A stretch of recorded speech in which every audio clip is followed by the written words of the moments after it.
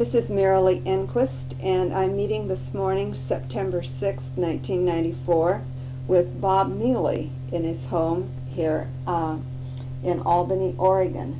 Bob is a past president of the Oregon Small Woodlands Association. His term of office was 1982 to 1985. Well, good morning, Bob. And shall we launch right into a few questions?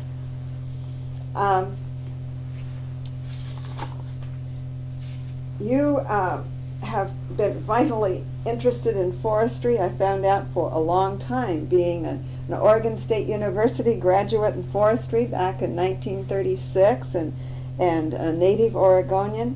What is it that spurred your interest in forestry? And can you give me a little bit of background for purposes of our tape on your forestry experience and some of your professional life? First of all, welcome to the interview, and I'm glad to contribute what information that I may have for the record. My beginnings in life were connected with forestry. My father and uncle were timbermen, and they operated a sawmill in eastern Lynn County from about 1904 until 1924, when the sawmill burned down. So my earliest recollections are in forestry. We didn't call it forestry in those days. I'm not sure what we did call it, but it was forestry, and the family owned a considerable amount of timber and timberlands. In those days, it might be interesting to put to the record to recall that when the sawmill burned down in 1924,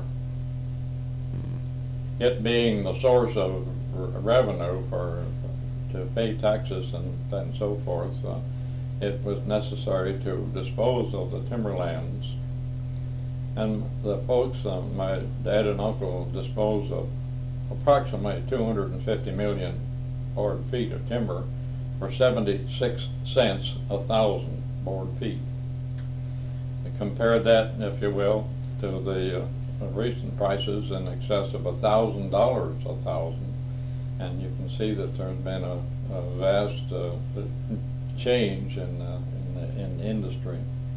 In those days, there was no transportation worthy of the name east of Lebanon. The method of the product of the sawmill, the most economical product of the sawmill, other than a small local market, was the sawing of crossties for the Southern Pacific Railroad. And so the product that the mill produced was crossties, which were driven down the Santiam River in the spring, and in the spring floods, and taken out at Lebanon and sold to the Southern Pacific Company. And those crossties were manufactured out of old growth timber, which now would be number one peelers, for the most part. And since that time, of course, the old growth there was no transportation, no truck transportation of any consequence out of the Foster Street Home area into the marketing area. Were things then floated down the Santiam? I beg your pardon? You floated things down the Santiam? Is that how things got out a lot, by rafting? Yeah, I'm not sure if I got your question. Were you rafting timber also on the Santiam in order to get it out? Were logs floated down the river? Logs? No, logs were not floated down. Oh. No, only there was only, as far as I know, the only product that was floated down the river was the cross ties. Ah. There, I think in the very, very early days there may be some log dries, but not of any consequence. In those days, it was very, very backwoodsy. Okay. Very, very backwoodsy. Well, anyway, some of my earliest recollections as a small boy was sitting in a safe place in the sawmill and watching the carriage go back and forth and the logs being converted into cross ties. Great, huge logs, and the logging was by horses and eventually they acquired one of the early donkey engines. Mm-hmm. And it was a ground lead logging, but they logged a lot of land thereabouts for quite a number of years, and that was I remember my father burning a slash, and in one fall in particular, I suppose I must have been 6 or 7 years old. A slash fire escaped, and I can remember following my dad around with a bucket and putting out swat fires and crying great big tears because I thought the world was going to burn up. Well, sometimes we think it is these days. And then a little bit later, my dad was a timber cruiser and a surveyor, and I used to follow him around as 10 or 11 years old, to follow him around through the woods, and he taught me how to run a compass and how to pace and many of the things that I've been introduced to and have practiced throughout my life. So it was, from the very beginning, it was timber. From the very beginning, it was always timber, it seemed like, and so that has been the driving force, I guess, in my whole life, has been timber. I can see that. You were born to the cause, and you have not left it in all your life, it seems. I remember, and then a little bit later when I was in high school, I wanted to work for the Forest Service, and jobs were hard to get then. Men were being paid about 40 cents an hour. Mm-hmm. About what year was that? In 1929 and 1930, right at the height of the Great Depression. Mm-hmm. Jobs were awful hard to get, and I guess you could say that the Fossil Sweet Home area was the last place in the world to be if you wanted to make a living. Mm-hmm. There was no source of income other than peeling cascara bark or maybe splitting some pulpwood.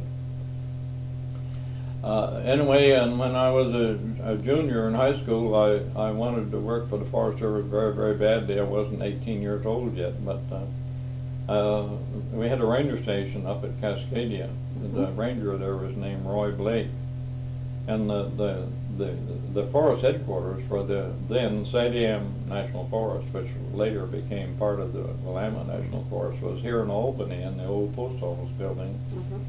And the supervisor was named C.C. Hall. Yeah. I have one of his books upstairs.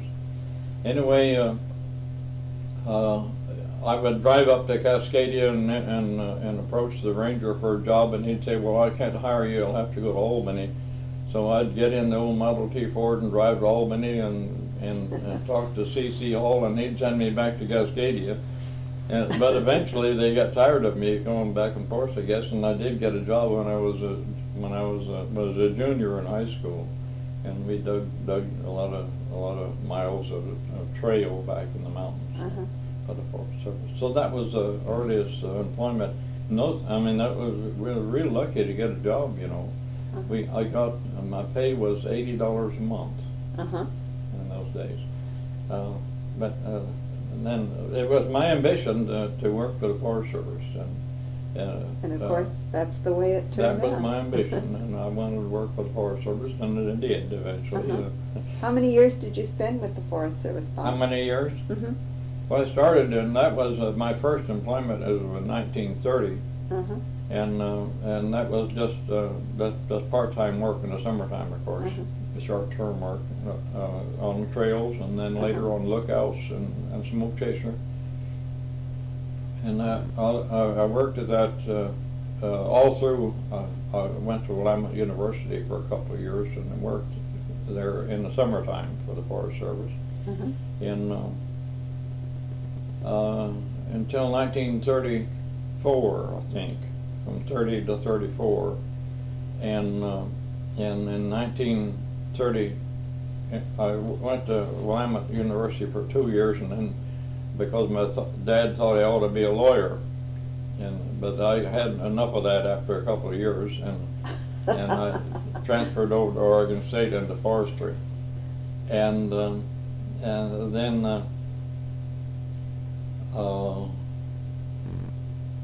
after in 1935, things really opened up for the Forest Service, and they wanted junior foresters real badly. To be a junior forester, you had to take a 2-day examination, what they call a junior forester examination. And in 1935, then I took the examination and got an appointment with the Forest Service, but I hadn't graduated yet. I went back then and the next year and graduated in 1936.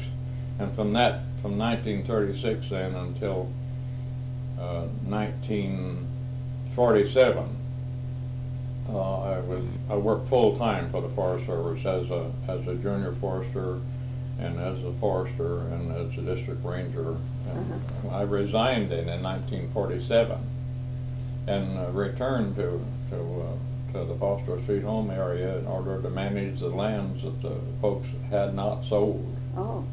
And then I stayed out of the Forest Service then for 10 years, but I went back to work in 1957 and started from the ground up again. The competition was pretty tough, you know. In the meantime, some pretty smart young fellows came along.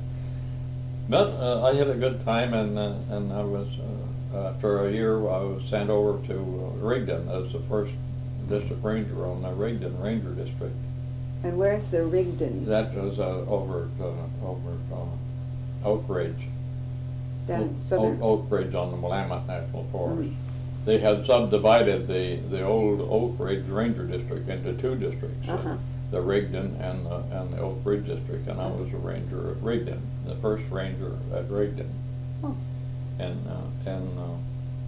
that was and I was there for about a year, and then I resigned there and went back to private industry and went to logging, farming, and whatnot for about 10 years, and then went back to work in 1957, got reinstated. I guess they weren't very particular about who worked for them in that time. Anyway, I did go back to work, and then I stayed till I finally retired in 1974. Yeah. Well, no, So that's the history of my Forest Service work. I think they were very particular back in '57. They could see a good thing when they had it in front of them. You had a lot of experience to bring to that job. Well, I used to think they couldn't have a forest fire if I wasn't on it, you know. Oh, okay. You know, you've had such a long and wonderful career in forestry. I'm wondering if you could comment for me today about what some of the major changes that you recall over the years seeing in our forest industry.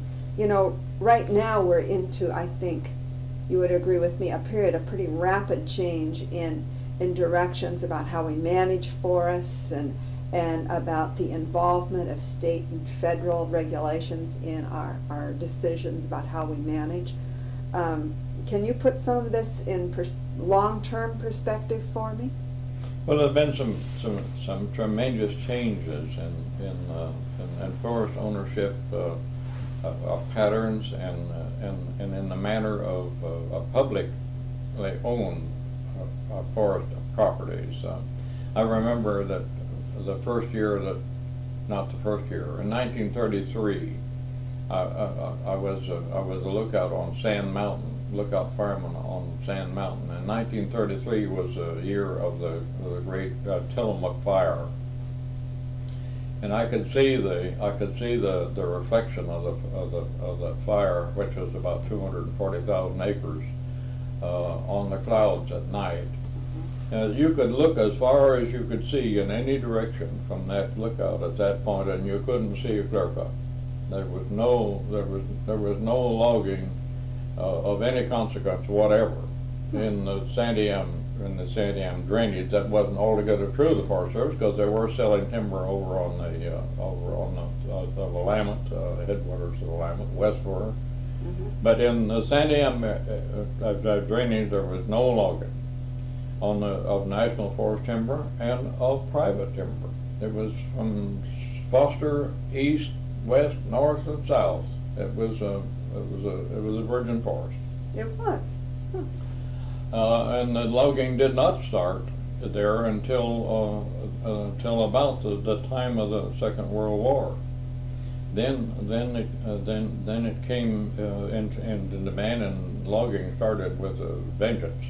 About the first major sale in the Santiam area was 1957 or 1958, and it was up in the area of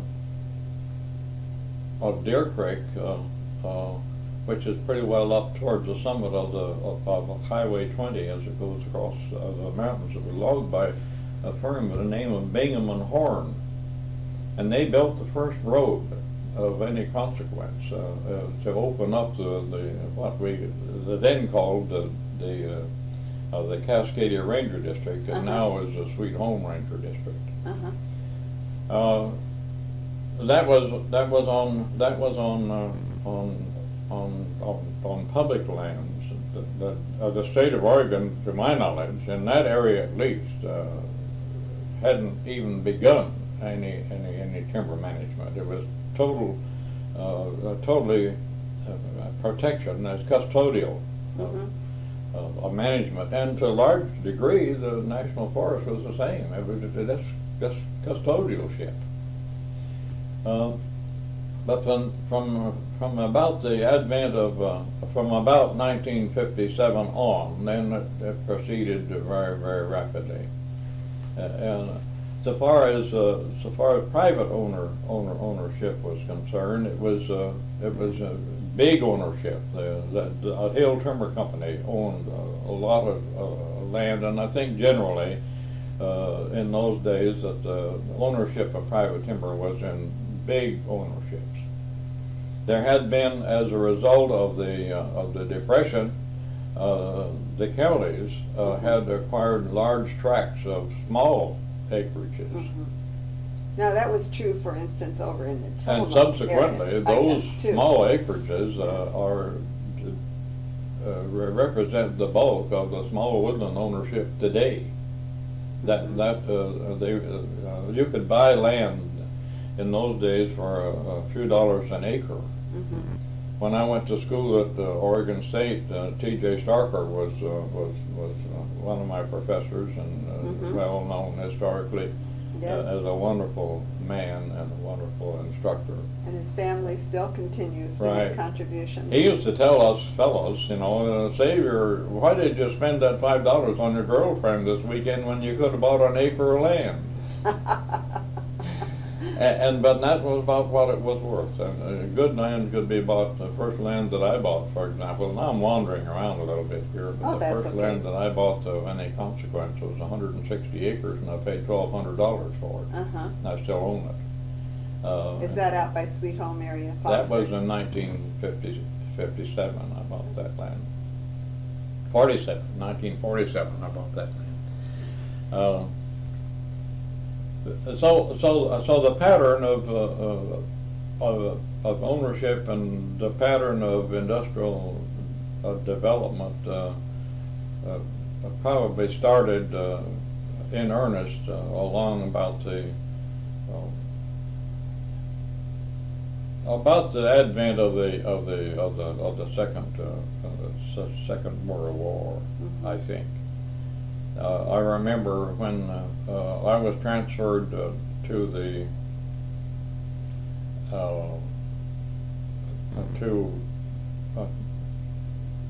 Darrington in 1943. And our job, and my job was to lay out timber sales, because the big emphasis then was in the production of lumber for the war effort, and it was there until 1946. And incidentally, it might be interesting to note that I had a crew of two people to help me. The names of them was, I can't even remember their name, Jimmy Anderson and Joe Kelly, and myself, and we called ourselves the Mac Company. And we laid out, the three of us laid out an average of, just the three of us, an average of 75 million feet of timber a year. And we went out and a lot of that land wasn't even surveyed. We'd survey the boundaries, we'd cruise the timber, we'd lay out the timber sale and appraise it and rough draft the contract, and in some cases even administer the timber sale. My goodness. So you experienced And now it it would from probably beginning take to end. to handle that much. It would take a crew of 30 or 40 people, you know. And we were very aware of environmental concerns as well in those days. Very well aware of them. So things have changed. Environmental concerns are not brand new. I beg pardon? I said environmental concerns are not brand new, are they? Yeah, I remember we had a wonderful district ranger up at Darrington. His name was Harold Ingalls. He just passed away a year ago, about a year ago, at age over 90 years old at least. And he would caution us. I was his assistant, but my assignment was timber sale preparation, and but he would caution us to locate our roads very carefully in regard to the streams, and if we had an opportunity to not put a road across a big flat, go back against the hillside, because that might someday be a recreation area. And that was way back in 1943 to 46, and so it's been environmental concern has been an issue and an overriding issue in many instances for Forest Service for very many years. Now, as far as public land is concerned, there were one of the big ownerships in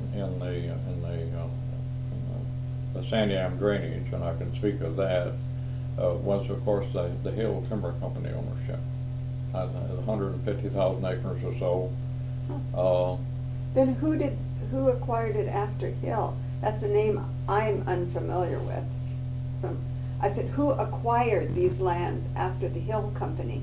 I'm asking that because I'm unfamiliar with that name. Do you know who came after them? Well, the Hill Timber Company was a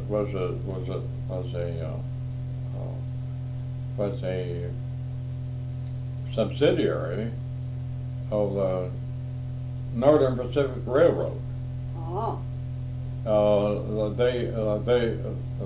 The acquisition of lands, of course, was a part of the development of the railroad system.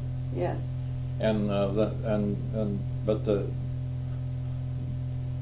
But the Hill family of railroad fame is who we're talking about. Oh, I see. All right. Yes. Sam Hill. Yeah. All right. And with headquarters in Minneapolis, I believe.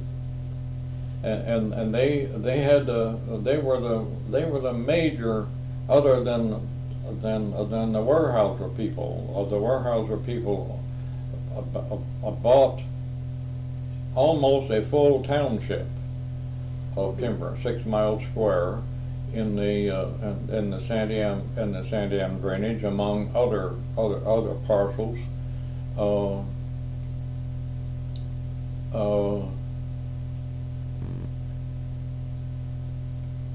and I'm not sure who had acquired that, but I believe they acquired that from the Hill ownership. Of a full township. It was Township 12 South, Range 4 East. And just recently they've completed logging that. Almost the whole township. All of it? Logged it off. Not a thinning, but but I'll a say clear this, cut? that they did a wonderful job of reforestation. I mean, they call themselves the tree growing company, and believe me, they are. They did a magnificent job of reforestation, and that land is just producing a great stand of fine young timber. There were many other small or large companies involved in that area too, but historically, the Simpson Company was for one, and now the small ownerships didn't exist in those days to speak of. And a Champion was who were significant owners. It was big private ownerships in those. Back in those days. Just outside the National Forest boundary. The whole South Santiam drainage was and is privately owned until you come to the forest boundary up in the area of Portsville. I'm going to ask you another question that it's just one that has occurred to me as we're going along. From a historical point of view, when they were back in, say, the 40s, the mid-40s after the war and so forth, when logging really took off, there's a lot of interest now in whether people clear cut or not. Was clear cutting probably the main method of harvest? Did they do any thinning and pre-commercial thinning and that sort of thing as we do today? No, they didn't. The objective was to get out the wood, and they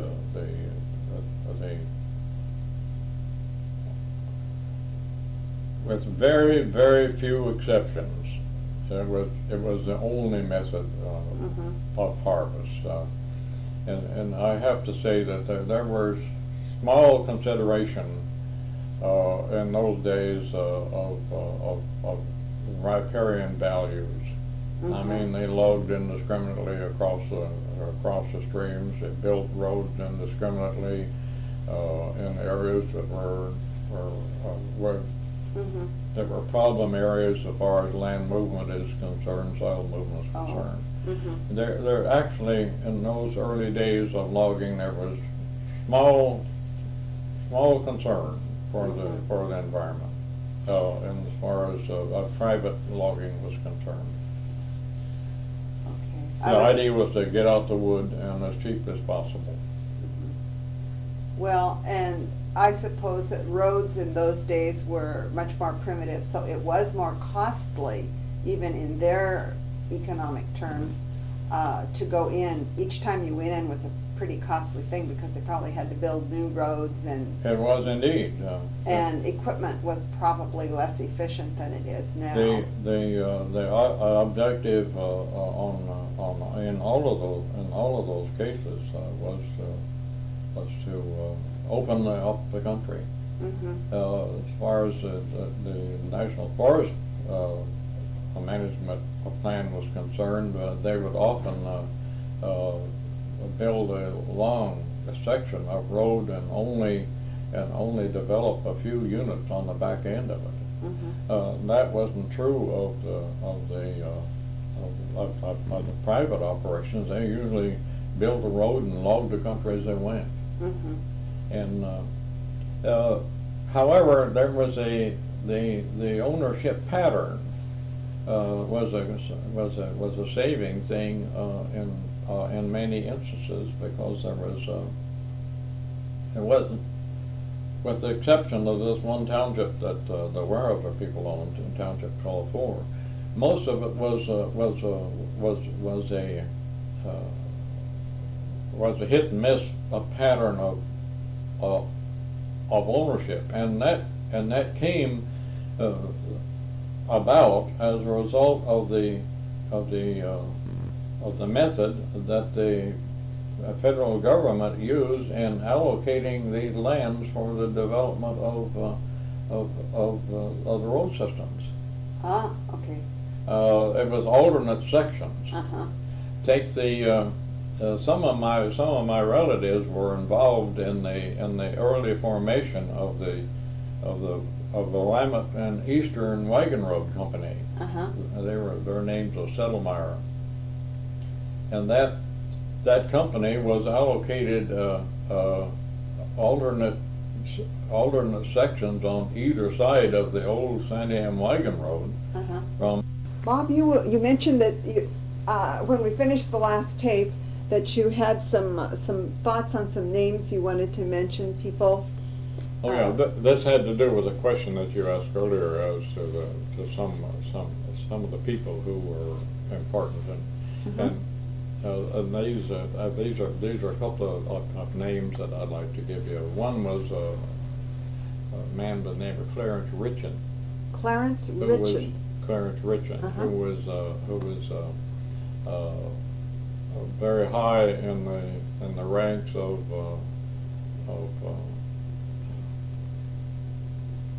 stop it for a second till I think, very high in the ranks of Crown Zellerback, and another man who also worked for Crown Zellerback, whose name was George Schroeder.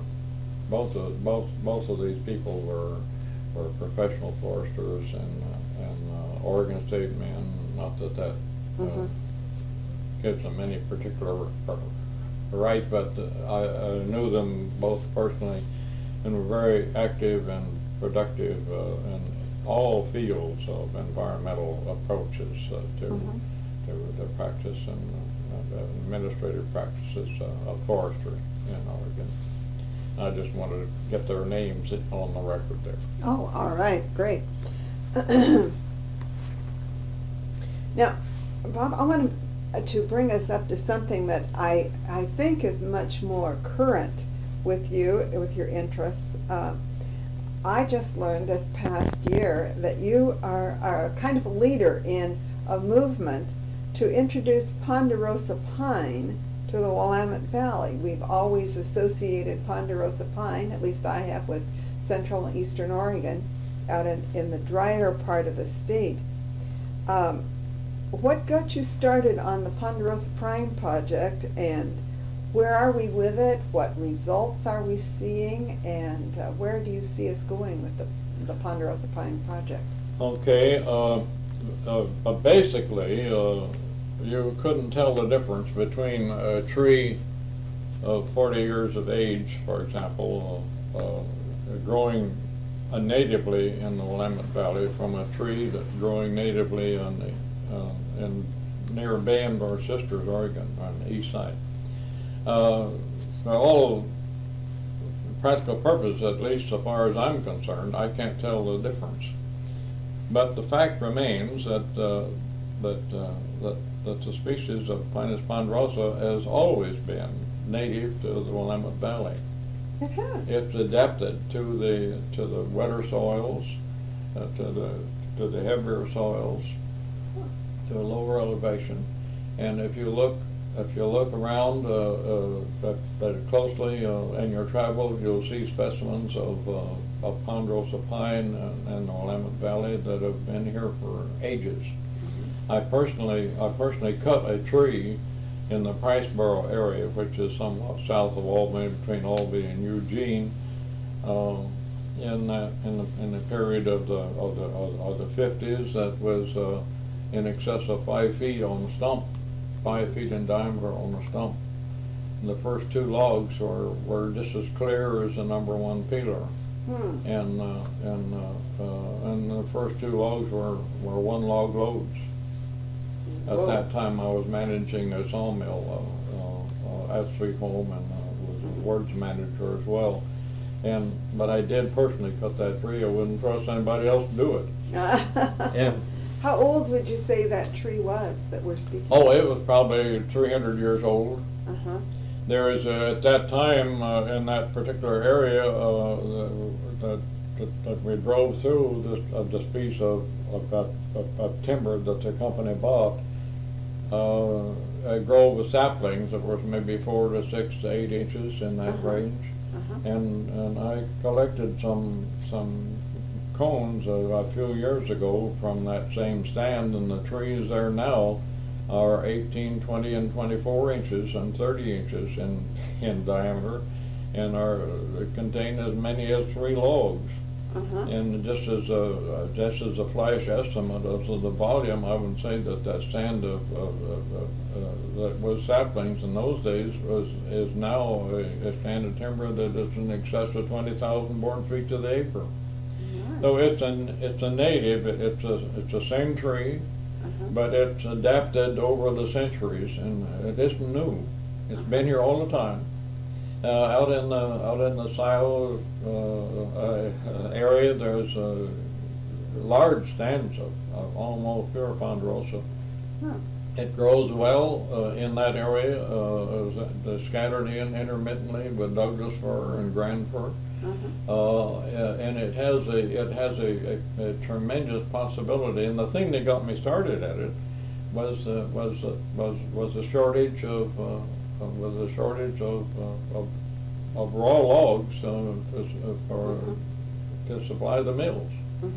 When I look around, I can see thousands upon thousands upon thousands of acres in the Willamette Valley, heart of the valley, Lynn, Lane, Benton, Marion, Clackamas, even Clackamas County, Yamhill. Any place, Oregon white oak rose is an ideal stand for Willamette Valley ponderosa pine. There's probably very few farms in the valley but could have a few acres to many acres of ponderosa pine as a supplemental income and a diversification of crops for the farmers. A lot of bare land as you drive Highway 99 from Albany to Monmouth and on north there to McMinnville. You see those rolling hills covered with Oregon white oak. That's perfect ponderosa pine land. Grows on the south side of the hillsides where nothing else will grow except poison oak, and makes a good tree. So it's something that I recognized a long time ago as a very suitable species to supplement not only the individual landowner income, but good for the economy of the country. In total, it could support several sawmills right here. So it grow rather quickly here because it grows fast. I've got a little grove I'll show you out there when we get through here. That I planted just completed at six growing here, and there's 12, 15, 16 feet tall, growing right on up there. Growing dense, got some problems. The deer like the buck deer like the hornet for some reason or other. But we've got when I started this out of my pocket. I put the money up out of my pocket for the upfront cost that the nurseries have to have. And the first year we sold, I sold 17,000, and had a hard time. Last year I sold 90,000, and I could have sold 150,000 just as easy. Didn't have it altogether. I've sold to over 100 different individuals and over 400,000 seedlings. So it's off and running. This year we'll something else has happened this year. That some of us got together and decided that we would go for a seed orchard, establish a seed orchard. And we've worked with the State Forester's Office and completed a cooperative agreement we call a Willamette Valley Ponderosa Pine Co-op. And the parties to that co-op are the Lynn County Small Woodland Association,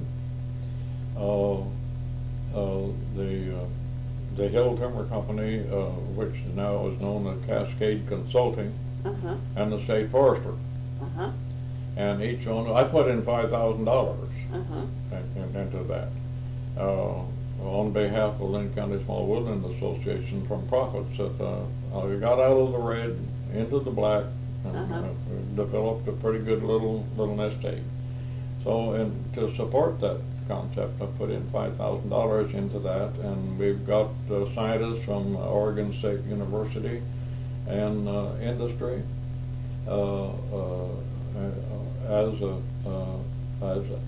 as a technical scientific team. Mm-hmm. And we're going to establish a seed orchard at St. Paul, and the state orchard in the state nursery at St. Paul, the near St. Paul, to perpetuate the generic quality of the species and improve it. Mm-hmm. So I have high hopes for that, and it what got me started at it was, as I said, was the apparent shortage and predictable shortage that's going to continue to be a problem insofar as historic supplies of logs for the mills is concerned. And a good number of these people are small woodland owners. So it ties it right through. Well, they asked me to be the leader of that organization and to chair the various committees in it. But it is, from a research standpoint, it really isn't new. 30 years ago, a scientist from the School of Forestry established some test plots out on the school forest to test the various seed sources, and from a lot of different places, from Colorado, from up to Silicon, Washington. There's a lot of ponderosa pine up there growing, and in California and throughout Oregon. And so it isn't new, but it kind of lapsed. And now we picked that phase of it up and built it into the Willamette Valley Ponderosa Pine Co-op, and we'll go ahead from there with a full range of scientific approaches, and it'll outlive me by a long time, I know, especially if we can get it into the seed orchard, and that will be established in 1996, and we'll go on from there. So that's the story on the Willamette Valley Ponderosa Pine. It started out to be what we call a tree improvement committee. Well, it degenerated till it was a committee of one. And so I've carried it right on through, and but now we're broadening the base of interest again, and I think it's going to be a great thing for the heart of the valley. Was the Tree Improvement Committee thinking initially of improving the genetics of like Douglas fir or Grand fir or some of those that we ordinarily find here? Yeah, that was the original thought. Was the Tree Improvement Committee. Well, we couldn't get seedlings here for seeds on 262 or 461. 461 is the eastern Lynn County, and 262 is the valley and the west. But we collected a seed that year. I remember I collected 24 bushels of Douglas fir from seed zone 461. And a lot of the cones we collected, we went out later and looked at the trees and threw them out. They weren't up to standard. The people that collected just really didn't understand what they were supposed to. But that out of that that was, we got the state nursery involved, and you can get all the 461s and 262s you want now, and improved quality, so that was done. So you But then accomplished this it. developed right into the ponderosa pine thing. And so it's on its way, as near as I can tell now. It takes a lot of my time. Uh-huh. Does this particular ponderosa pine that is growing here, what elevations, between what elevations is it growing well? That's an excellent question. It seems to do better up to elevations of about 500 feet. It will grow above that. I have some growing on one of my tree farms at an elevation of about 1,100 feet, but I don't think it's going to compete with Douglas fir. And I have this to say to all of the people that whom I serve, that don't expect Willamette Valley ponderosa pine to compete with Douglas fir on a good Douglas fir site. Don't waste your time, because it won't make it. And above 500 feet, don't expect it to do too well there. Even on those south That's slopes? about the optimum elevational limit, I think.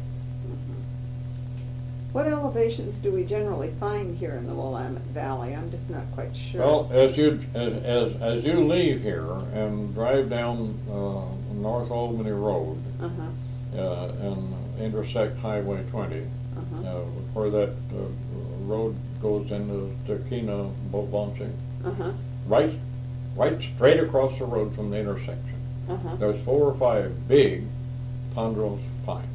Right there. Big, beautiful trees, just beautiful trees. Now, I don't know whether that answers your question or not, but Well, what's the elevation here? oh, probably the at elevation here is Albany? around 300, I guess, 350, something like that. And Now, does it also do well to maybe over at the coast or in the Coast Range? I don't think I would expect it to do well. Too wet? I think it's, well, maybe not too wet, but it's too good a Douglas fir site. Oh, it just won't keep up then with the Douglas Yeah, fir? I don't, you know, in a good Douglas fir site, there isn't any tree that will compete with it. We shouldn't expect it. The difference in values as such right now that even if it did well, Yeah. Douglas fir is still a choice Yes. because of the values. As we were talking about the importance, however, of reintroducing the ponderosa pine here, I was thinking about the question also of forest diversity. We are hearing more and more about that, and scientists and foresters are beginning to look into the value of having diversity of species growing in the forest. And I was wondering, to my thinking, it probably is making a valuable contribution there to have even more diverse growth here. Do you have a thought about that? Well, yes, but I think that the main value of the ponderosa is to fill a niche. We hear a lot about niches these days. It fills a gap where other fishes won't thrive. It will thrive. For example, if you plant Douglas fir on ground that's too wet, Douglas fir will grow beautifully for a few years, and then that's the end of it. The roots spread out on the ground. You've seen them spread out on the ground. They can't take that.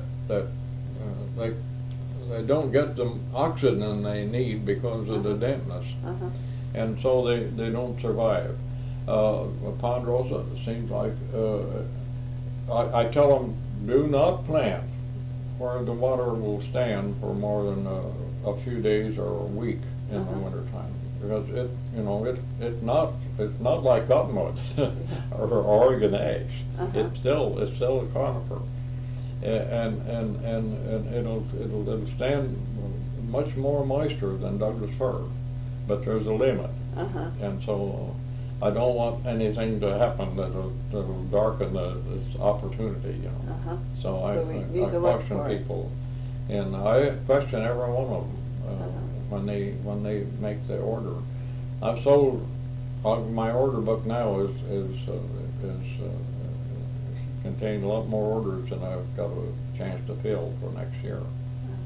But we collected this year. I wanted to collect 200 bushels of cones. Uh-huh. I'm not sure. I had a contractor.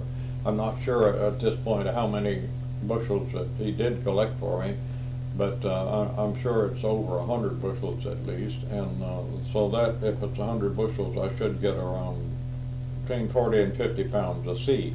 Uh-huh. There's about 8,000 seeds to the pound, so you'll see pretty well supplied, and you can keep it for 10 or 15 years at 0 degrees They Fahrenheit. freeze it. Yeah. So and so that'll hold us over until we, of course. In the meantime, I'm going to shed this if I can to somebody else. So You'd like to get out of this business one of these days. Huh? Get on to something else. Well, I think that's a wonderful legacy to leave, to forestry here, particularly here in the Willamette Valley, is the general reintroduction of a former species that's been here, and to even improve on that species. I think that is a wonderful contribution, and I personally thank you for the work that you've done there. I know that's really important. Any other thoughts? A while ago we stopped the tape because Mac, your dog, was howling in response to something he heard outside. And I've heard about Mac before.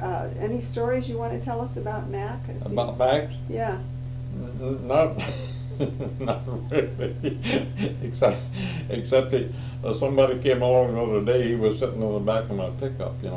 He really belonged to a grandson, but they lived in Tacoma and they had to keep him tight all the time, and I couldn't stand that. So he's the second dog I've inherited. Before him, I had another dog. His name was Jake. He was a big golden retriever, about 3 feet high, and so I've had friends like that for several years now. When Max was sitting in the back of the pickup, and a fellow came along and he said, "Will he bite?"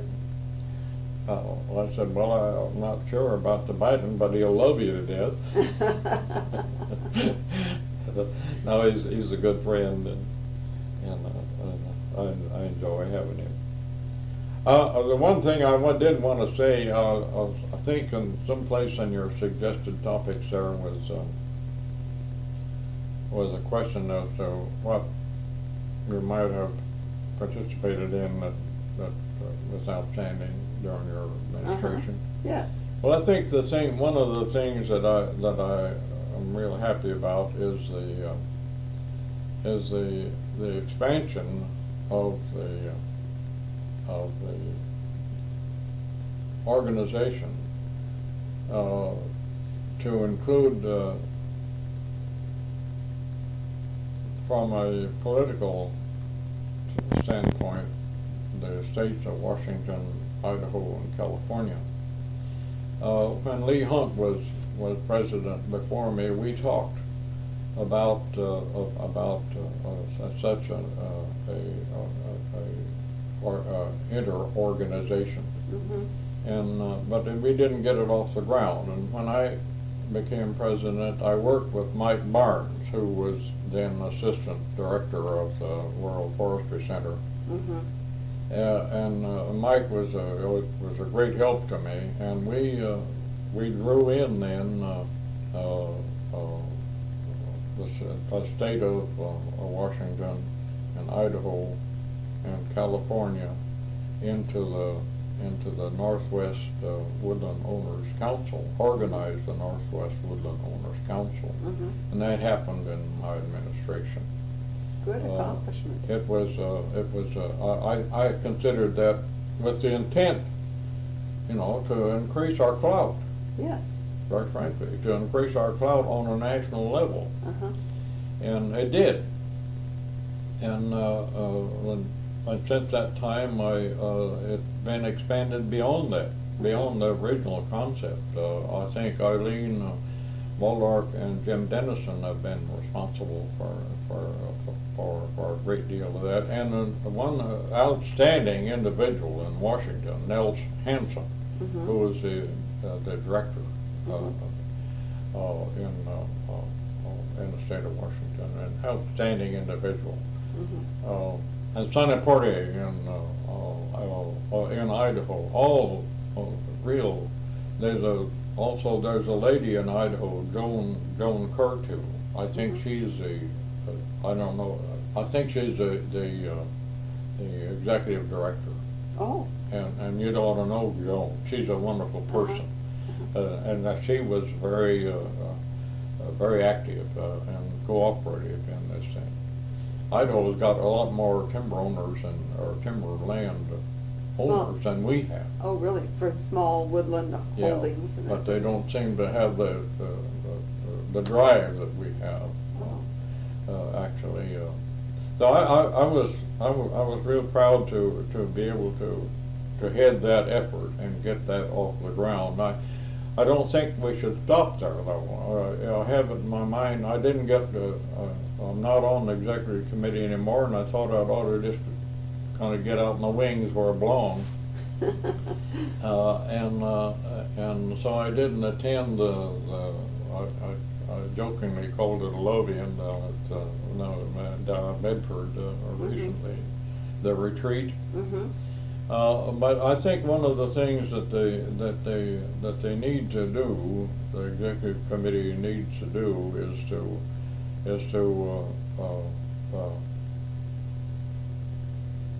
to get into the mood to expand the overall concept to all of the states in the union. You know, I think we've got some sort of an organization everywhere, but there's no general, there's no encompassing organization recognized by each of these as an affiliation. Keith Argo has got the National Woodland Owners Association, and that is effective, and Keith's doing a good job. But it doesn't quite answer what I think is a possibility, the potential of power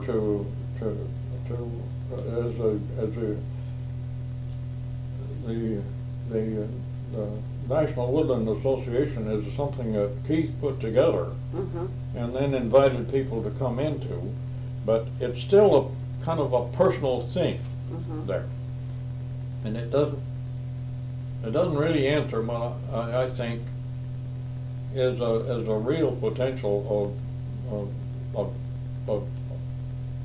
power we could get in North Carolina and Texas and Maine. That is to recognize a council, you know, and I don't know whether that's going to get it ever off the ground or not, but I think it's something that's out there, and it is a possibility to every once in a while on a national. We are recognized. Our association is recognized in Oregon, and I think in Washington and Idaho, where we are, as a valid like a organization, an effective, valid organization. But I think it's limited to that. You see, they've got this Glarham, and I'm not quite sure what kind of an organization that's been set up to supplement or implement the Northwest Woodland Owners Council, but I know there's something there that, and I've stayed away from it intentionally. And I should be more familiar with it than I am. But when you talk to Eileen, she can give you all of this stuff if she hasn't already. And probably Jim can too. And Eileen is very vocal. She's going to be a wonderful president, I'm sure. I think so. I handpicked her. Oh, did you? Well, now that Eileen's name has come up, as the brand new president of the Oregon Small Woodlands Association, do you have any words of wisdom that I can take back to Eileen? We'll just put it on the tape. Not really. I don't think I'd presume to suggest to her how she operates. It seemed to me like that I'd be presumptive on my part, because I think she's such an intelligent, hard-working gal, that she'll pick her own priorities and her own pace, and for anybody to interfere with that, I think would be a mistake. I found it interesting when she published in our Woodland update publication, I think it was, she said she thought one of the real priorities for her administration was going to be improving our membership, getting more people involved in expanding the membership. Well, and that was something that you worked on, and you accomplished some growth there in your period of time, right. too. Well, it's something I think it has to be a top priority of any administration. Membership, you just can't let it drag. You've got to work on it and keep it coming, and there's all kinds of schemes that you can use, to pull that off. I think another thing that happened in my administration was the change from this very, very provincial organization that we had. The first data meeting that I ever attended was in Salem, and I hadn't even been a member very long, and the nominating committee came up and asked me if I'd be a candidate for treasurer. Well, I didn't